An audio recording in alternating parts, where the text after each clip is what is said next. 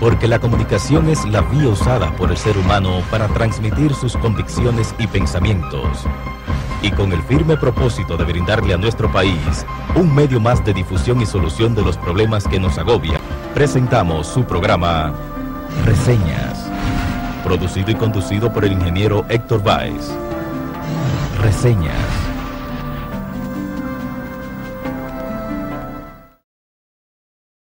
Muy buenas noches, amigos. Gracias por estar nuevamente con nosotros en una entrega más de su programa Reseñas. Hoy domingo, un domingo muy especial, un domingo Día de las Madres. Pero antes de entrar a felicitar a todas nuestras madres, debo de dar las gracias a nuestros amigos que hacen posible este espacio, como lo es la editora Umbral, quien comercializa los libros del doctor José Enrique García. Debo de saludar también al señor Domingo Hernández, quien está siempre con nosotros sentados ahí viendo este programa, ¿no? Como les decía, hoy debo de felicitar con la anuencia de ustedes a mi madre, quien todavía la conservo, gracias al Señor, y sé que también la madre de nuestro invitado, pues tuve el placer de conocerla en un momento. Debo de felicitar a la madre de mis hijos, a Ibelice Johnson, quien le agradezco la forma en que cuida y trata y cría a nuestros hijos.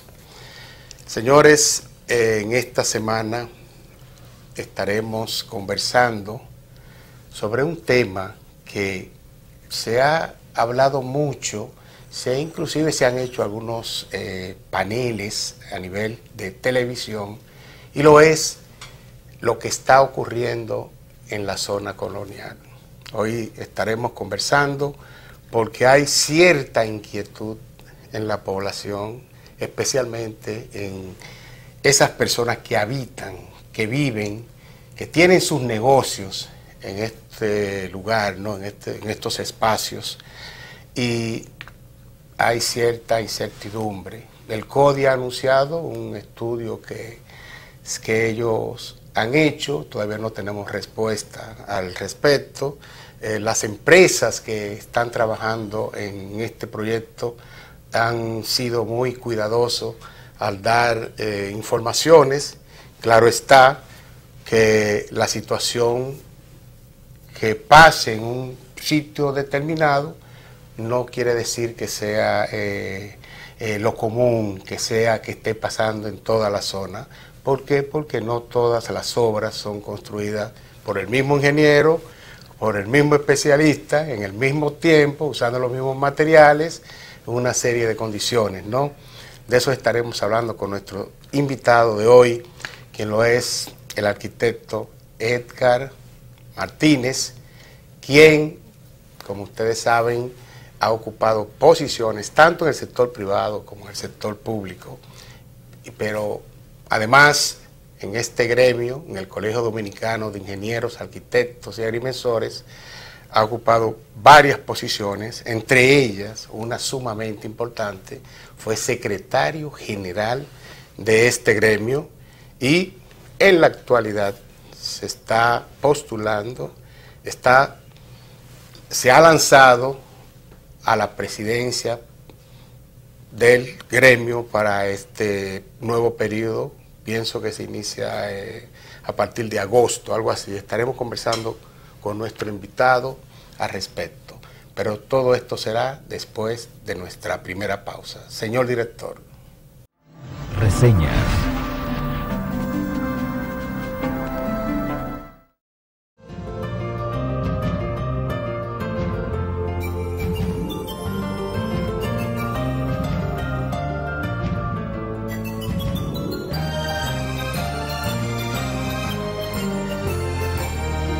Exposición de Pedro José Gris.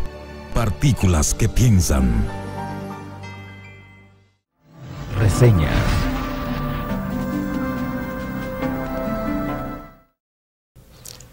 Como les comentaba, hoy se encuentra con nosotros el arquitecto Edgar Martínez. Muy buenas noches, arquitecto. Mucho placer para nosotros tenerlo a usted aquí en nuestro programa Reseñas. Bueno, muy buenas noches a usted y al país que lo sigue, agradeciendo ante todo el espacio que nos brinda para explayarnos, ¿verdad?, e interactuar con algunos temas de interés nacional. Sí, les decía en la introducción que me gustaría saber su opinión acerca de lo que en realidad podría estar pasando en la zona colonial con respecto a algunos inconvenientes, ¿no? Hubo, por ejemplo, un derrumbe de un hotel. Esos son los casos que suenan, ¿no? Pero también han habido denuncias de algunas edificaciones que no tan importante, los problemas que han tenido no son de tanta importancia como este, pero sí están ocurriendo. Entonces, ¿existe algún tipo de temor en la población, en especial con los habitantes de estas edificaciones? Usted como arquitecto, ¿qué piensa usted? Y conocedor además de esa área de la zona colonial. Sí, ante todo es bueno resaltar que la iniciativa de rescate de la zona colonial pues es positiva. Es positiva para la sociedad por lo que ellos representan, sobre todo desde el punto de vista del turismo y de la preservación de la ciudad como tal. Es importante también saber que es una zona, digamos, delicada, desde el punto de vista de que primero es una zona declarada patrimonio de la humanidad. No es solo un patrimonio local, sino ya es un patrimonio de la humanidad, pero obviamente lo que históricamente representa y las huellas que dejó una etapa determinada de nuestra historia, valga la redundancia, nacional. En ese sentido, obviamente hay parámetros, hay protocolos para la intervención de dichas zonas, por lo que ellos representan, pero además por la tipología de construcciones que allí están enclavadas. Fíjate que el sistema constructivo, ante todo, no es el mismo sistema, no fue el mismo sistema constructivo que se utilizó, que se está utilizando hoy en día, el concreto armado, pues que te amarra el hormigón conjuntamente con el acero. Aquí es un sistema constructivo de tapia. Son aquellos muros que el elemento fundamental, base, es la arena arcillosa, compactada, mezclada con ladrillo, entre otras cosas, pero que aunque tiene un nivel de resistencia, los muros tienen un nivel de resistencia importante para asumir ciertos parámetros desde el punto de vista de movimientos y golpes y eso, pero obviamente es muy frágil. Allí en la zona, básicamente en la intervención de todas las vías de comunicación, esto incluye las aceras, además de las calles, están operando equipos pesados. Los equipos pesados, además de que las calles son relativamente estrechas, entre un edificio y otro, y los edificios son, en toda la zona, son lindero cero. Están ubicados al borde del lindero, o sea, el lindero es la acera, entre la acera y el edificio, está ahí mismo, y viene la calle, que de hecho hay un nivel de vibración permanente, que si pasa los niveles admisibles de esas estructuras, pudieran irse al colapso, como aparentemente, y digo aparentemente porque los informes oficiales de las diferentes instancias que están envueltas en las evaluaciones técnicas todavía no han salido a relucir. Aunque no han salido a relucir, pero oficialmente, pero es probable que ya ellos tengan los resultados. Es probable, digo cuando no han salido a relucir, y por eso no nos abocamos a la opinión que vamos a dar es personal, desde el punto de vista técnico, y colinda con algunas posiciones que han asumido profesionales y otras instituciones de manera informal. Y aparentemente, en el caso específico de la edificación que colapsó, que albergaba el Hotel Francés, ese que está ahí en la Mercedes esquina en Meriño, aparentemente fue producto de la intervención del equipo pesado que estaba trabajando ahí. Cuando estaba trabajando básicamente en la acera que colinda con el muro norte de la edificación. Además de ese sistema constructivo, esos muros no están sustentados en una zapata, en la zapata convencional que hoy tenemos, que sale hacia ambos lados buscando un equilibrio cuando tiene el movimiento del muro. No, de hecho, él tiene toda una plataforma que está embebido en el muro como tal. O sea, no tiene su saliente que le permite el rejuego de equilibrio. No. Y parece que al hacer contacto y con los golpes en la acera colindante con ese muro, esos equipos, con las vibraciones que produce, aparentemente comenzó el proceso de desplome. Dicen que hay versiones diversas, entre ellas tuberías que se rompieron, socavaron toda la base y por ahí se fue. La realidad es que todavía oficialmente no hay un informe técnico objetivo. ¿Qué hay que resaltar en este sentido? Que obviamente los protocolos de intervención en esa zona no fueron asumidos y no fueron supervisados por la instancia que inclusive está dentro de la zona, o las instancias, para que se respetaran esos protocolos. Entiéndase, la Dirección Nacional de Patrimonio Monumental, que es la que tiene que velar, primero dar los permisos, aunque es una obra del Estado, pero dar los permisos, y debe supervisar los procedimientos de intervención, para garantizar que precisamente esas obras monumentales, que tienen condicionantes determinadas, en su intervención, en la preservación, o sea, especialista, porque yo como arquitecto no soy especialista en intervención de áreas monumentales. Hay especialistas en esa área, e inclusive la remoción de esos, digamos, escombros, llamándolo así, la remoción de esos escombros, tienen un protocolo, porque no son escombros convencionales, ¿entiendes? Son restos de una época determinada.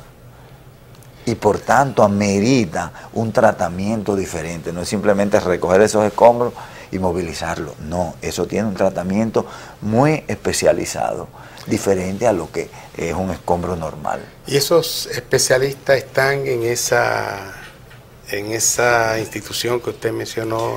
Sí, bueno, ¿o pertenecen? Porque, ok, tenemos esos especialistas que sí están ahí, pero ¿y dónde está obra pública? ¿Dónde están los ayuntamientos? Sí. Entonces, que tienen unidades de ingeniería, claro, que deben de velar por todo. Porque acabo de oír de lo que usted dice, ok, esta es la edificación, deben de haber personas especializadas, como usted bien lo refiere. Usted es arquitecto, pero no tiene una especialidad en el área de este tipo de edificación. Entonces, es muy probable que quizás otras instituciones que deben de velar, que deben de supervisar, no cuenten con esos especialistas. Y aquí hay suficientes especialistas en ese tipo de áreas. Sí, los hay. No sé si suficientes, hay buenos especialistas en el área. Y hay instituciones, tanto esa como la de Patrimonio Monumental, que es estatal, y hay instituciones privadas. E inclusive hay instituciones privadas que son internacionales con capítulos locales. Hay una comisión designada interinstitucional en la cual inclusive participa el CODIA. Está el CODIA, está la Dirección Nacional de Patrimonio Monumental, está el ICOMOS, o estuvo el ICOMOS. El ICOMOS es la Comisión Internacional para Preservación, creo que de Monumentos, algo así, pero es el ICOMOS, que es un capítulo local, pero es una institución internacional, que ellos en un momento, en principio, hicieron una carta pública al presidente, donde ellos se desligaban de la comisión en función del compromiso que ellos tenían como institución internacional para hacer su evaluación de manera particular. La motivación que ellos externaban ahí era esa, ¿entiendes? Pero esa comisión, de hecho, conformada por varias instituciones, reitero, entre ellas el CODIA, pues se abocó a unos procesos de evaluación que hasta el momento no conozco que hayan sacado a la luz pública oficialmente el informe. Ya de hecho, hace alrededor de un mes y algo, y debimos tener por lo menos un referente de las causas y entonces el protocolo para intervenir lo que ya actualmente está ahí, que es la de todos los escombros, digámoslo así. Ahora, las posibles causas que usted ha mencionado son razonables. Técnicamente son bastante lógicas. Significa esa preocupación que existe en la comunidad, ahí en la zona colonial, se justifica. Se justifica, aún estamos claros de la importancia que se tiene con ese proyecto, que yo particularmente lo encuentro que el nivel el progreso del proyecto en sí no se ve, para decirlo de alguna forma, no lo puedo visualizar, porque veo la incomodidad que existe transitar en el área. No sé si se previno, si se calculó todo esto. Noto que en un solo bloque toman un tiempo, o sea, no sé si eso estuvo estipulado que iba a durar ese tiempo, pero hay mucha incomodidad en la zona. O sea, no sé en qué va a parar todo esto. Inclusive algunas partes que ya han sido restauradas, especialmente ya las calles, ya está todo cerrado. Yo ahora cuando voy, no sé si es una percepción mía, en algunos puntos la encuentro hasta más estrecha. O sea, no sé pero vamos a esperar de que todo esto siga como ha sido estipulado y que esos especialistas se involucren y que no sigan pasando este tipo de situaciones. Sí, lo importante, fíjate, es que las instituciones que le corresponde definir las reglas de juego a lo interno, en este caso al interno de la zona, y supervisar, garantizar que el proceso se acoja a los protocolos estandarizados a nivel internacional para ese tipo o sea, para ese tipo de zonas, para ese tipo de entorno que es muy específico, ¿entiendes? Porque responde a un enclave histórico determinado que ya es parte de todo el universo. Usted decía que cuáles eran las instituciones que tenían que... Ahí está, usted dice de la comisión designada originalmente, que está, bueno, además del CODIA, que no es quien la encabeza la Dirección Nacional de Patrimonio Monumental, en su momento estaba el ICOMOS, creo que Docomomos está funcionando, bueno, el ayuntamiento local, o sea, lo que... El Distrito Nacional en ese caso. Sí, en el caso específico, la injerencia la tiene directamente las oficinas que están en el Palacio Consistorial, ¿entiendes? No recuerdo qué otras instituciones. Hay otros expertos también que han opinado en torno de que creo que no son parte de la comisión. Pero lo importante es, mira, se interviene en una zona por una necesidad determinada. Eso es positivo.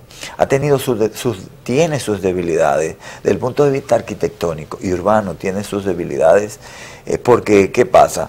Para lograr determinados resultados, como es el hecho, la ampliación de las aceras, entiéndase la parte peatonal, que se han limitado con las calles, con la parte vehicular, con unos postes de acero, pero han estrechado mucho las calles. Disculpa, han estrechado mucho las calles. Donde se complica es normalmente en los giros vehiculares de los vehículos, ¿entiendes?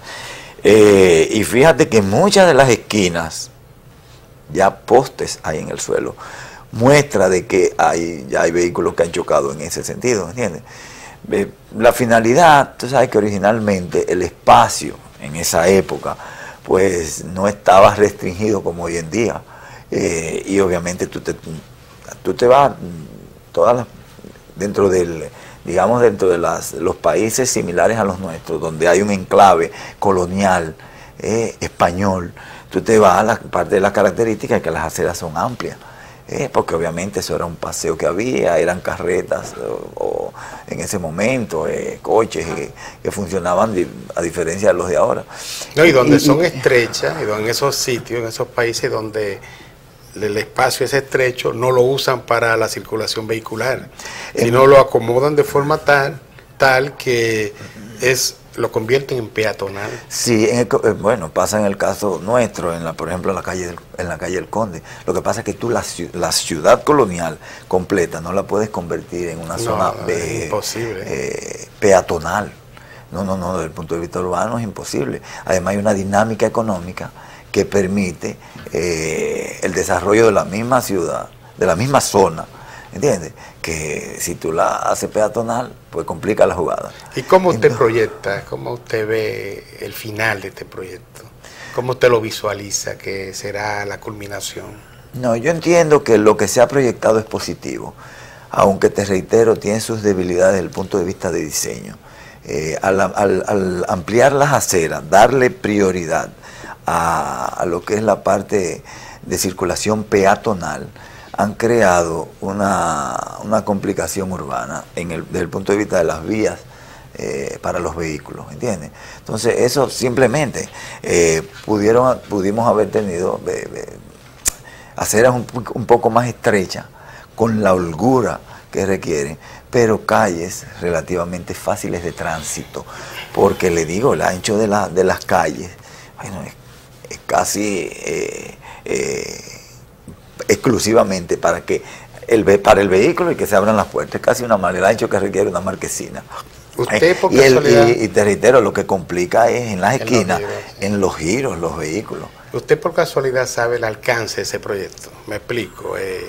Para muchas personas lo que se perseguía ahí era simplemente mejorar las condiciones sanitarias, es decir, el alcantarillado, la parte pluvial y eso. De esa forma es que mucha gente lo ha visto.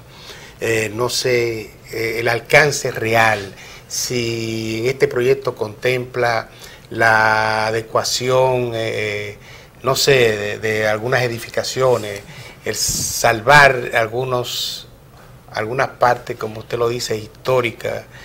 No sé en realidad el alcance que lleva este.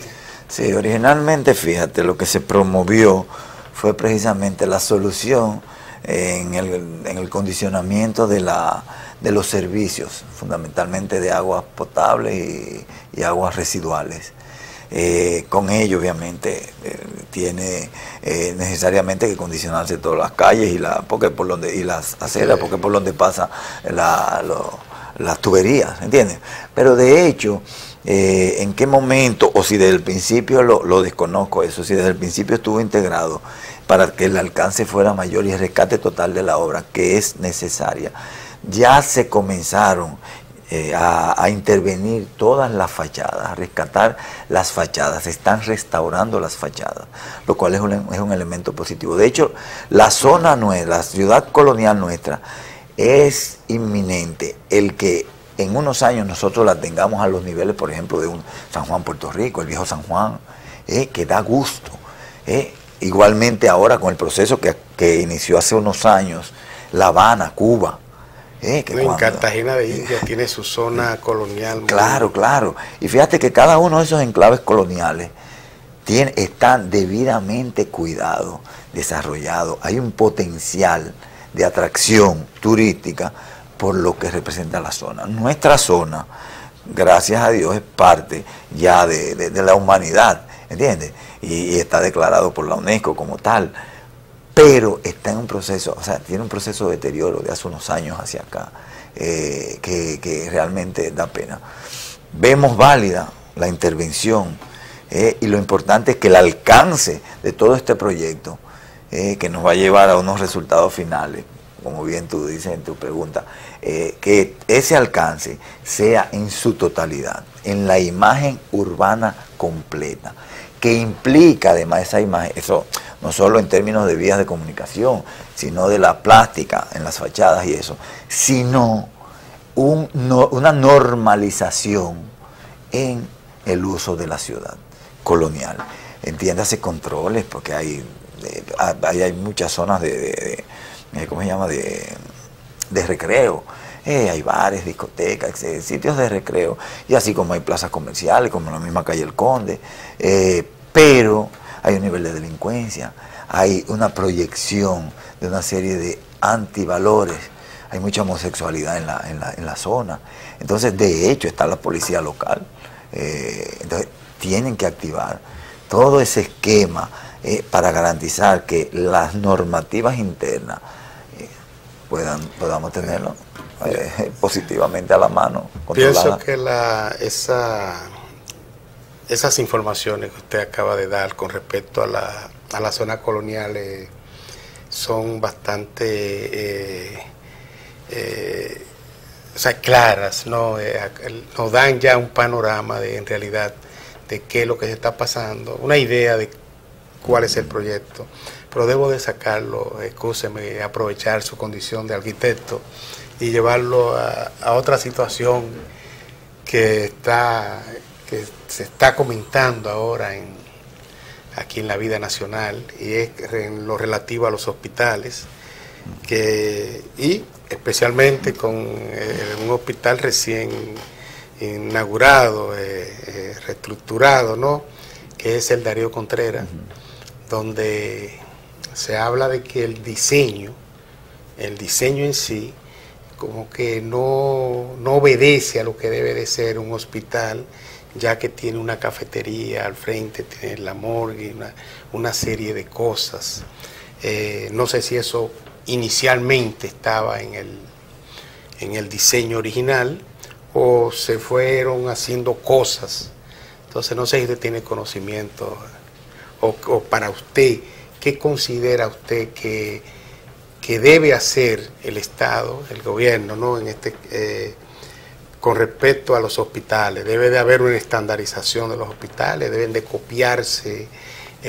¿Hay normativas específicas para los hospitales como lo hay para los hoteles? ¿No? O sea, una pregunta, ¿cuál es su opinión al respecto? Sí, de hecho, fíjate, Báez, el diseño de cualquier ente arquitectónico, entiéndase los espacios, diseñar por las relaciones que tienen los espacios para el uso que se le va a dar, eso responde a parámetros determinados desde el punto de vista climático, desde el punto de vista funcional, del uso racional, en función a la actividad que se va a desarrollar.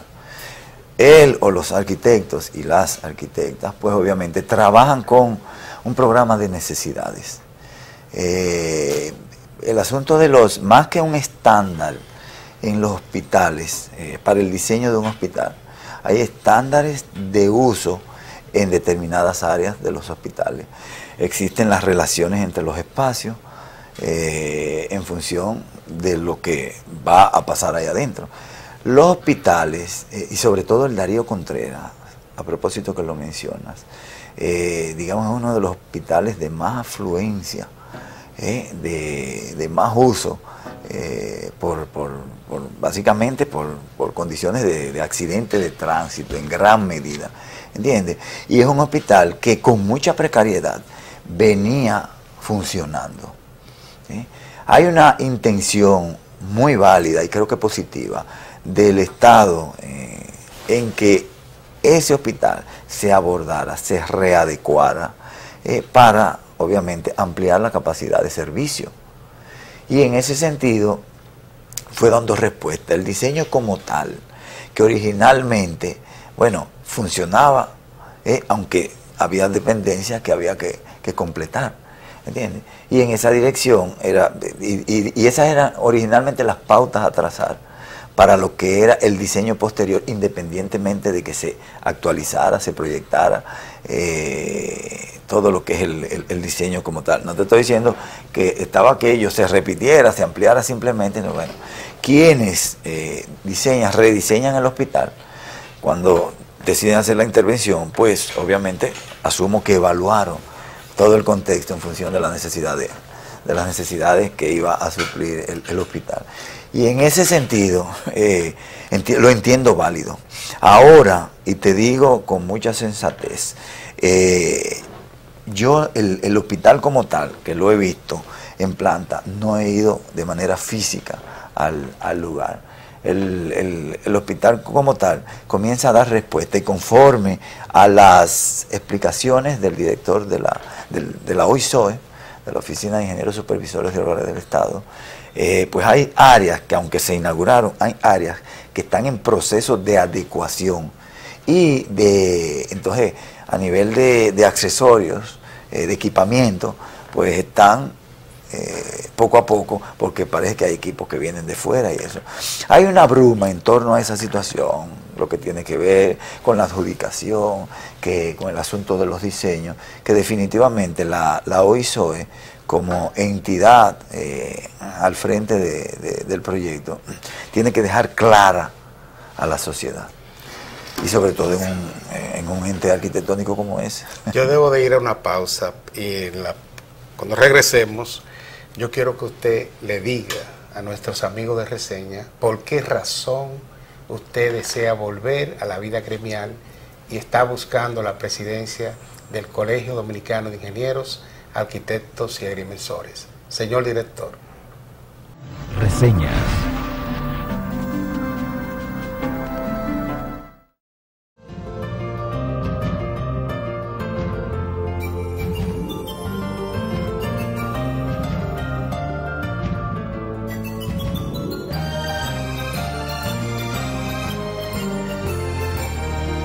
Exposición de Pedro José Gris. Partículas que piensan. Reseñas.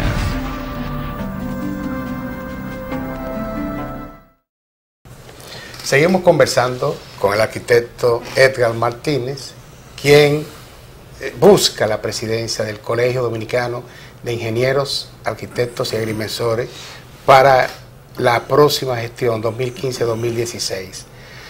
Dígame, nosotros que conocemos su trayectoria del CODIA, ya siendo anteriormente secretario general, vemos que hay un retiro suyo de la vida gremial a nivel de los medios, ¿no? ¿Qué lo hace usted regresar al CODIA? Sí, ante todo te hago una precisión. De hecho, yo no retorno a la vida gremial porque nunca me alejé. Y claro, como bien tú puntualizas, en los medios, claro, hacia el exterior hubo una merma de presencia en los medios, pero de hecho sí, hemos estado trabajando y hemos estado asesorando a grupos que han ido trabajando en las diversas gestiones después del 2009, que fue cuando estuvimos buenos en un proyecto inmerso de esta naturaleza igual. Pero de hecho, sí, la sociedad dominicana y nosotros los colegiados, de lo cual debo resaltar que usted es un colegiado ingeniero, como ingeniero civil, es un colegiado de los que ha puesto en alto nuestras profesiones y nuestro colegio con su accionar en la sociedad. Pero la sociedad misma y nosotros los colegiados demandamos ya sin tiempo a espera, demandamos que el CODIA retome su rol en representación de los colegiados y en defensa de los mejores beneficios de la sociedad. El CODIA es asesor del Estado por ley y garante del interés público en materia de su competencia. Eso es por ley. Como tal, debe ser, toda esta problemática que se van suscitando en nuestras áreas, como es el caso mismo de ahora del Hospital Darío Contreras, pues si el CODIA estuviera presente de manera objetiva técnica, estuviera presente dando por lo menos seguimiento y asesorando al Estado, en el caso específico del Estado, pues probablemente las discrepancias en los resultados óptimos que crean esas situaciones pudieran ser menos. ¿Y sí, por qué no está el CODIA? Entonces, ¿qué pasa? El CODIA, en algún momento de la historia, mira, el CODIA, debo resaltar, es una institución que tiene 52 años de fundada, entiéndase, de presencia en la sociedad dominicana y con relaciones inclusive internacionales muy sólidas. Como institución, es una institución de prestigio. ¿Qué ha pasado? Hay algunas administraciones, y no todas, porque cada una ha ido dejando primero su improntas positivas, pero hay administraciones, y esto no es un secreto, que han dejado una mancha al colegio en términos del manejo, tanto administrativo como en la parte gremial. Pues somos dirigentes gremiales ante todo, los que aspiramos a la presidencia o los que asumimos la presidencia del colegio. Entonces, hay una mancha, y por esas manchas eventuales que ha tenido la institución, se ha querido tergiversar toda la imagen del colegio, la imagen institucional, que es muy sólida, y lo reitero aquí. Entonces, en ese sentido, tenemos que abocarnos a retomar nuestro rol. ¿Qué pasa? Los administradores del Estado, entiéndase, los gobiernos, pues de alguna forma han echado a un lado al colegio, porque el colegio mismo, o algunas administraciones, y por ello esas manchas de las que hablo, pues se han desautorizado, porque muchos han llegado allí a buscar prebendas inclusive, y eso lo digo de manera responsable, prebendas personales, que muchos profesionales que han ido allí van a buscar un espacio que no pudieron, el desarrollo de un espacio que no pudieron tener como profesionales, ni siquiera como entes sociales. Entonces, hay un manejo fuera de lo institucional que crea condicionantes, que lleva al plano del descrédito. Entonces, es una gestión, pero se le pega a la institución. Entonces, los gobiernos no lo toman en consideración. No obstante, la voz autorizada en términos de una litis cualquiera dentro del sector, la reconocen la justicia, y es a la institución, al CODIA. ¿Y qué haría si usted llega a la presidencia? ¿Qué haría? ¿Qué ofrece usted para cambiar esa imagen? En ese sentido, mira, nosotros estamos haciendo un plan de trabajo, es una especie de plan estratégico, a un año, porque la gestión es un año, ¿verdad? Y un plan estratégico a un año es como, ¿verdad? Es un plan operativo. Pero ese plan estratégico, nosotros lo hemos dividido en 4 planes operativos, 3 meses cada uno. Esto con el objetivo de tener, valga la redundancia, objetivos puntuales, alcanzables y además verificables, para ir logrando cosas a mediano plazo que nos permita terminar el año en función a la visión que tenemos. Y hay 2 ejes fundamentales, y es la defensa del ejercicio profesional y su representación, o sea, la representación de los colegiados y colegiadas.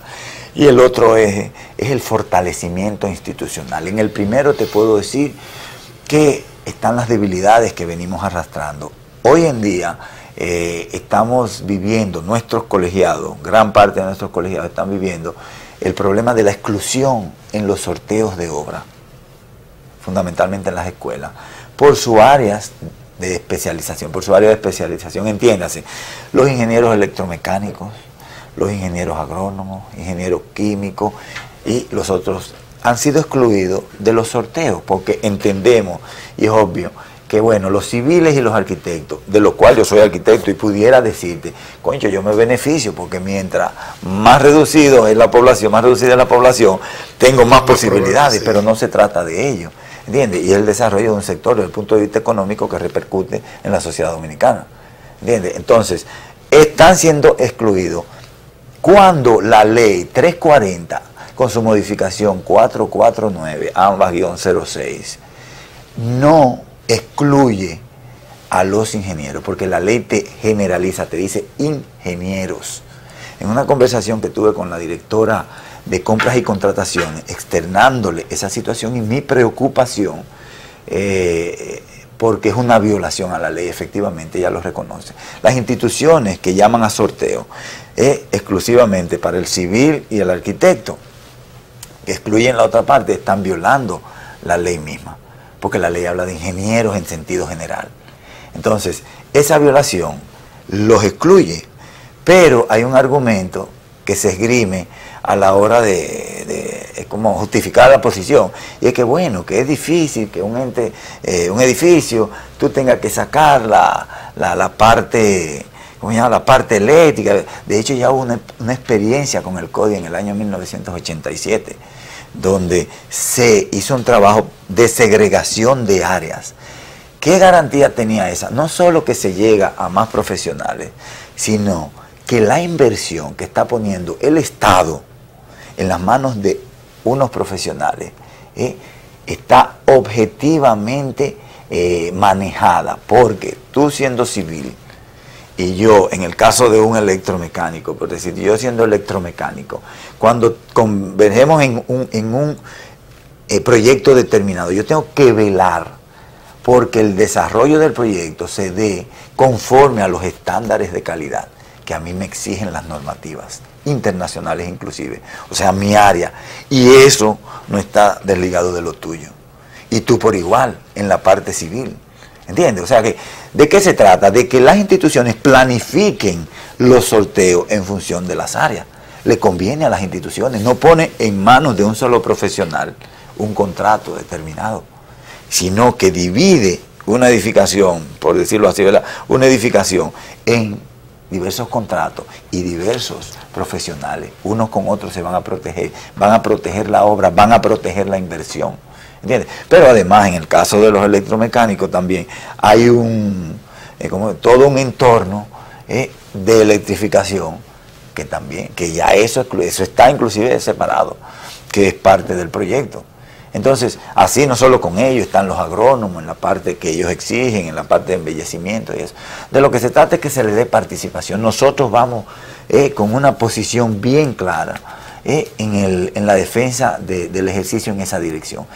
Yo creo en la relación que existe entre las instituciones, todas las instituciones de la sociedad y los gobiernos, porque en esa medida se interactúa y se trata de buscar los mejores resultados, no particulares, sino en términos generales. Sí, yo me imagino que se ha pensado en esa estrategia, en la parte de mejorar la imagen, debe de haber algún lineamiento por ahí donde se persiga la integración del profesional, del ingeniero, del miembro que pertenece al sector privado, que casi no ven el CODIA como un lugar de defensa. Claro, claro. O sea, inclusive no le gustan hacer vida gremial, porque pagan su colegiatura, algunos la dejan por un tiempo ahí, otros la pagan es porque le exigen ahora mismo con esto de los sorteos, exacto, le exigen que esté al día para otra situación, claro.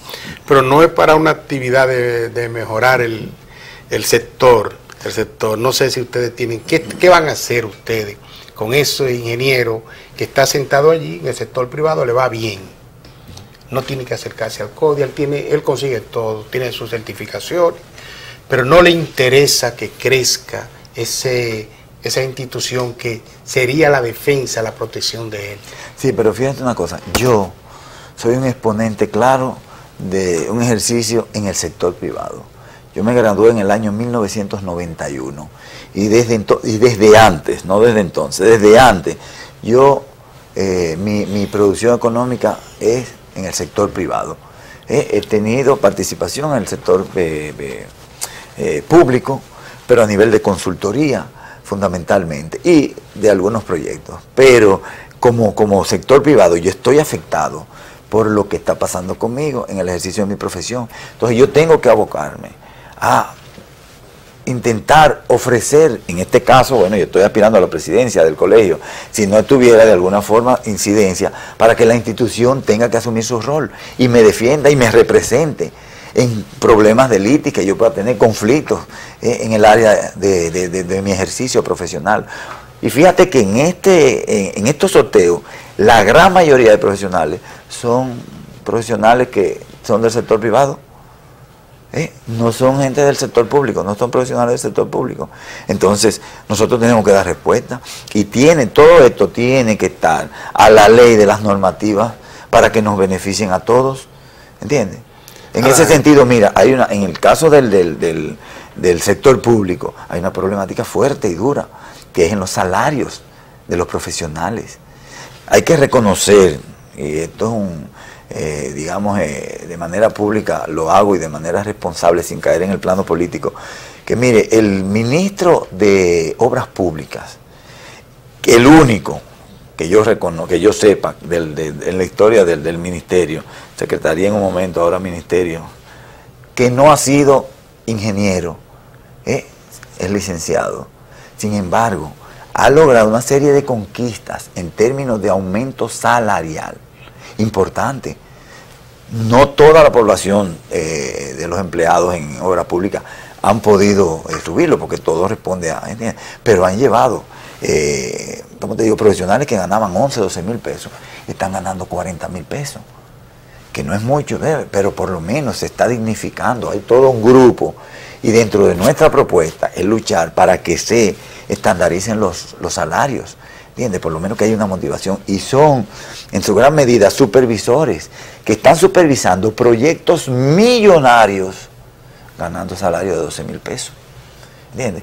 De hecho, en el 2007 me parece, nosotros cuando éramos parte de la directiva del CODIA, sometimos un proyecto de ley que no es de nuestra autoría, ni participamos en la formación en la propuesta, pero de muchos otros profesionales que venían gestándose, de salario de los profesionales de la construcción. Nosotros, entiéndase, partiendo de un salario mínimo de 50 mil pesos por el simple hecho de ser profesional, y a partir de ahí, en función de los grados que tú vas adquiriendo y el tiempo de ejercicio, entonces va aumentando.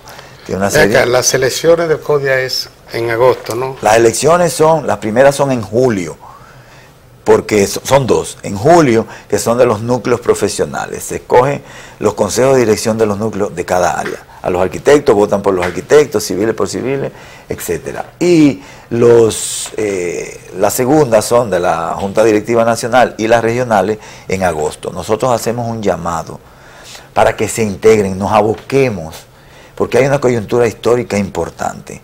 El movimiento Despertar Codiano, una apertura, un movimiento que aglutina a todos los gremialistas, no importa credo, no importa partido, no importa cualquier otro esquema de creencia que tenga, sino todo un conglomerado, aglutinando a profesionales gremialistas para iniciar un proceso de transformación en el colegio, acciones concretas que debemos hacer, porque el CODIA no va a salir adelante diciendo que es una institución sólida, sino con acciones directas en beneficio de la sociedad, de los colegiados.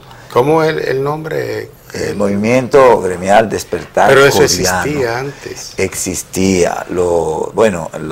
Porque usted dice que ahora hay una apertura para... Sí, ¿qué pasa? Antes era cerrado. No, ¿qué pasa? Este movimiento es que ha ganado las últimas 11 elecciones de manera consecutiva. Y este movimiento surge del seno del Partido de la Liberación Dominicana. Efectivamente. Este movimiento estaba y está dirigido por el ingeniero Teodoro Tejada. Frente a algunas discrepancias internas con el senador de La Vega, que de manera responsable tengo que decirlo, así como vive saltando, que ahora le dicen el chivo, porque vive dando saltos aquí, allá, convenientemente. Entonces no se maneja institucionalmente. Se crearon discrepancias a lo interno, e inclusive en el gremio, que tenía hacia este movimiento una aceptación, comenzó ciertos rechazos por el manejo de esa persona. ¿Entiendes? En ese sentido, pues obviamente, ha tomado una fortaleza porque no deja de ser, ¿entiendes?, estar conformado por dirigentes del PLD. ¿Entiendes? Pero lo que está sucediendo ahora, yo quisiera, por ejemplo, yo como ingeniero y conozco un poco del CODIA, lo que está sucediendo actualmente, pues claro está, y eso es sabido por todos, de que allí los presidentes que han salido, para decirlo, han sido señalados por ese grupo que usted mencionó.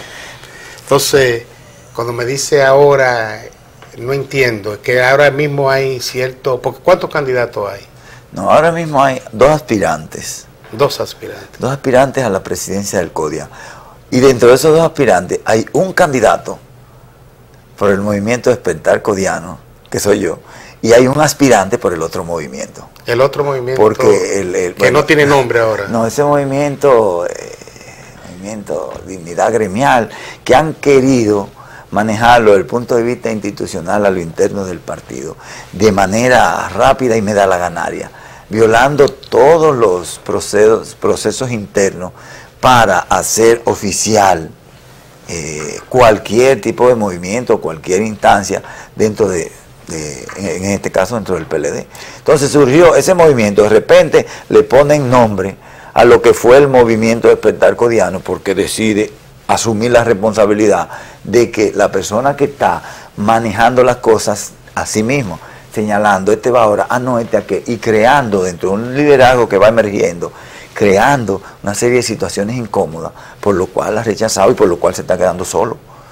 ¿Cómo ve usted la posición suya, su posicionamiento en esta carrera ahora? Porque lo veo en todas, lo veo en los medios, lo veo en muchas actividades con muchos ingenieros. Sí, recuérdate que esto es, digamos, esto es la extensión de un proyecto que se inicia unos años atrás, por lo que me ha permitido consolidar una imagen, además de la impronta que cuando he sido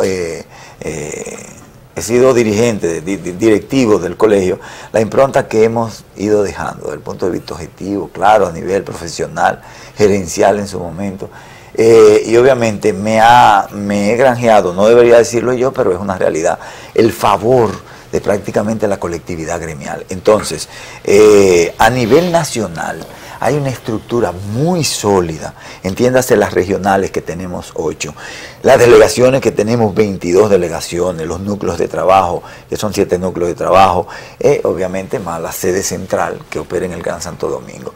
Mira, el tiempo se me ha ido, solamente toma un minuto para que te llames a esos seguidores tuyos y a los que no te siguen, a los que no conocen que tú eres candidato, no a los que no te siguen, no, a los que desconocían quizás que tú nuevamente estabas en el proceso de lanzarte, porque ya rectifica de que nunca te has alejado del gremio. Tengo un minutito nada más, que el tiempo se fue muy rápido. Ok, de manera breve entonces, yo les exhorto que nos acompañen en este proceso, que es el inicio de un proceso de cambio del colegio objetivo, en términos de que la representación institucional tenemos que relanzarla, fortalecer y cambiar los parámetros que en los últimos años se ha ido manejando el colegio. Necesitamos una reingeniería interna, un relanzamiento que depende de un proceso de administración y una gerencia conforme a los estándares internacionales actuales, y además que nos acompañen a la lucha por nuestros colegiados y colegiadas. Sabe, déjame darte las gracias por haber estado con nosotros, y debo de decirlo públicamente que yo, Héctor Báez, como ingeniero, conozco la trayectoria del arquitecto y él sabe que cuenta con mi voto. Nuevamente, felicitar a nuestra madre y a todas las madres dominicanas y decirle que será hasta el próximo domingo y que el Señor le bendiga. Porque la comunicación es la vía usada por el ser humano para transmitir sus convicciones y pensamientos. Y con el firme propósito de brindarle a nuestro país un medio más de difusión y solución de los problemas que nos agobian, presentamos su programa Reseñas, producido y conducido por el ingeniero Héctor Báez. Reseñas.